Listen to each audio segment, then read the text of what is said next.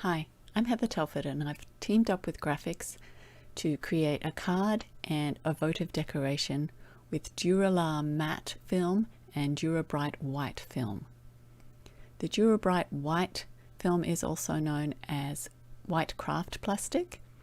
It's opaque, and the Dura-Lar matte is much lighter weight and is semi-transparent.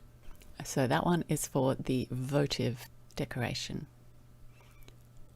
I'm using two colors of alcohol ink, Denim, this is from Ranger, and an applicator with a little felt pad on it. The second color is Stream, also from Ranger.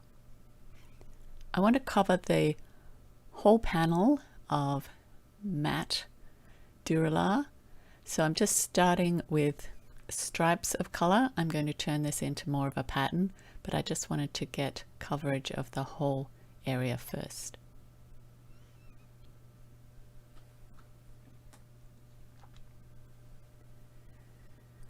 On the craft plastic or the Dura-Bright white, I also want coverage over just about the whole lot. I'm just leaving the bottom area where I can hold the panel with my fingers, because I will be trimming it to turn it into a card.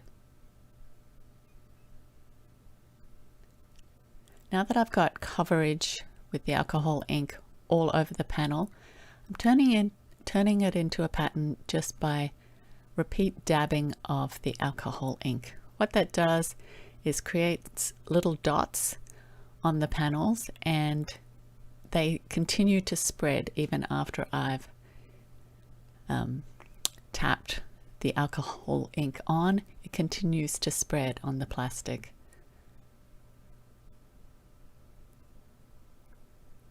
The more ink you apply, the more it will move on the panel, and if you add a little bit of rubbing alcohol to the felt pad, it will help the ink move even more. So I've got quite a good pattern on both panels, nice dotty pattern to appear like a sky. You can see just when I put a piece of white cardstock underneath how bright those colors, but because it's a little bit transparent, you can't see when it's sitting on the brown mat. This is a block from an old stamp. I've taken the stamp part off, and I'm just going to use the block to create my own felt stamp for the next step.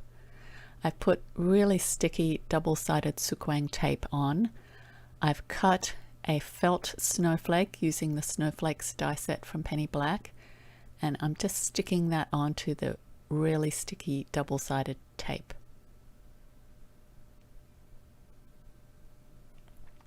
I did try it with an acrylic block, but it worked better on a wood block. It slipped around a bit much on the acrylic block. I'm going to just put rubbing alcohol on the snowflake felt stamp, not cover it, just a few dots on each little point of the snowflake. And now I've slowed the video back down to real time. The previous bit was sped up, so you can see how long I hold that stamp down on the panel before I move it. If I just do a quick stamp with it, the rubbing alcohol moves more and spreads out, and I lose the shape of the snowflake. If I hold it there, I get a really good print of a snowflake. But I've sped it up again so that we don't spend all day just watching me press this felt snowflake onto the panel. But you can see, even when it's sped up, I still hold it there for a while. It's a little bit of a balance as far as how much rubbing alcohol you put on the felt. If you put too much, it will spread out and it will lose the snowflake shape, but you have to put enough that it's not just re-stamping the blue ink that it has diluted and picked up.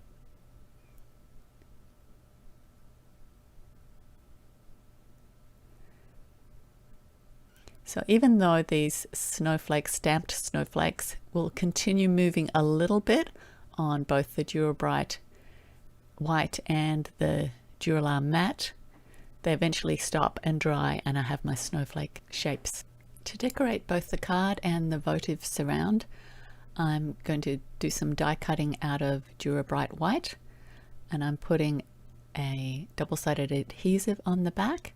This one isn't quite as sticky as the one I used for the felt. This one gives you a little time to move things around before it's stuck firm. I'm going to use this neighborhood border die from Penny Black and cut that out of a piece of the Dura-Bright white. It cuts beautifully, and all I have to do is just poke a few of the little window bits out of the die and the die cut.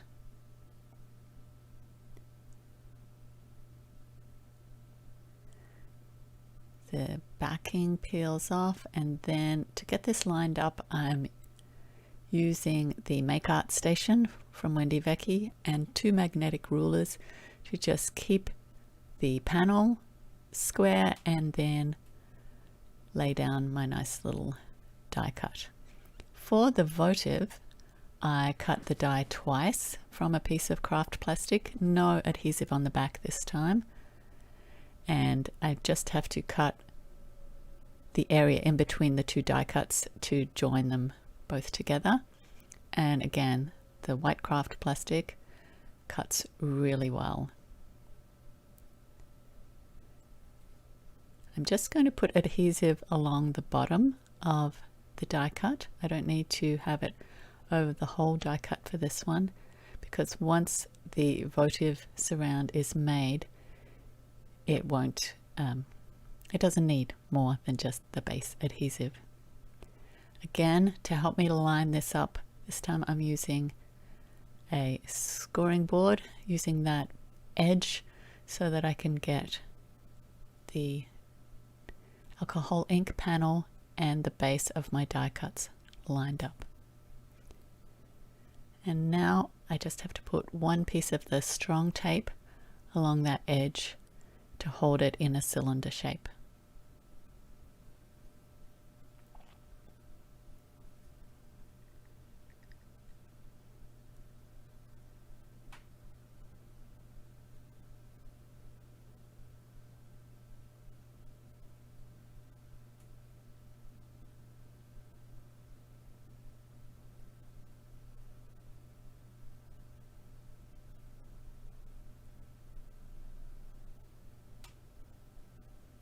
You'll see as soon as I put a little bit of light inside why I chose the matte Dura-Lar for this project and the white plastic for the other project, for the card, because I needed this one to be a little bit transparent. And you can see the light shining through, showing the snowflakes off, but also the pretty pattern of the alcohol ink dabbing. And that's without any extra light in the room. You can see just how lovely that will be during the evening, sitting in your home, or it will look pretty in the daytime when you don't have a candle inside it. An electric candle, remember this is plastic and decorated with alcohol ink, so a little battery operated candle. But even during the daytime it looks very pretty, and in the daytime the colors match the colors of the card. I think it would make a really nice gift to give the card and the votive decoration together. Hope you enjoyed seeing these projects that are possible with Dura-Bright White and Dura-Lar Matte.